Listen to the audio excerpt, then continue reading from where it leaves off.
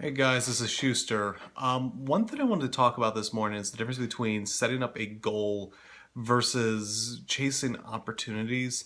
And generally speaking, we try to think of those things as the same thing. You set up a goal and then you have opportunities to kind of reach whatever situation you're in.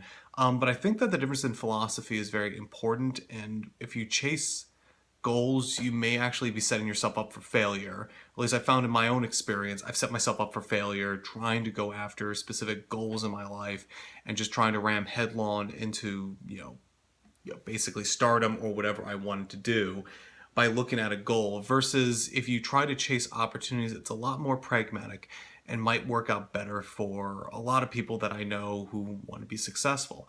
So the difference in philosophy is when you chase a goal, you're kind of predetermining I'm going to do this thing or I'm going to go to this outcome. Whether or not you want to be rich, successful, you want to be a musician, want to be a writer, want to be a director, this idea that I want to do this sort of thing, and you kind of decide a plan of attack on how you're going to do that.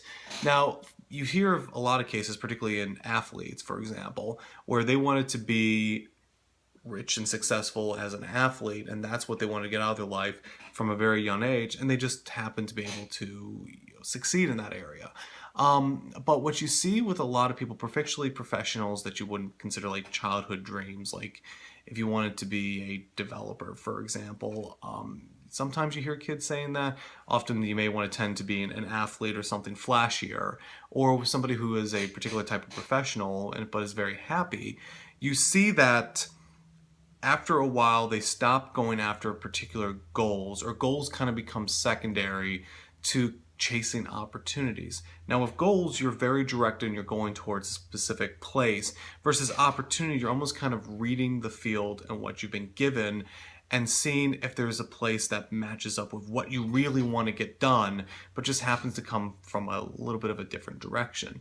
So an example like this might be somebody who's in high school who decides they want to be a great athlete and they want to go and, go into football, try to be a quarterback, but then they injure themselves and they can't play football anymore.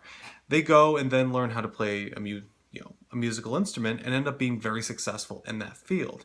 Now you take a look at the path that they originally wanted. I want to be an athlete, and that leads to a pretty good life.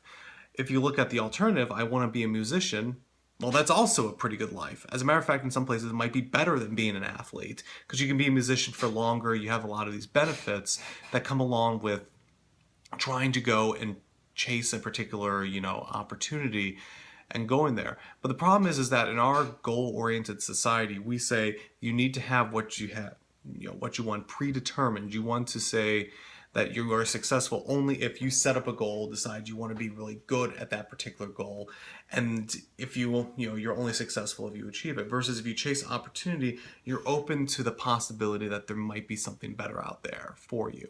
I just want to post this quick video, guys. Have a good day.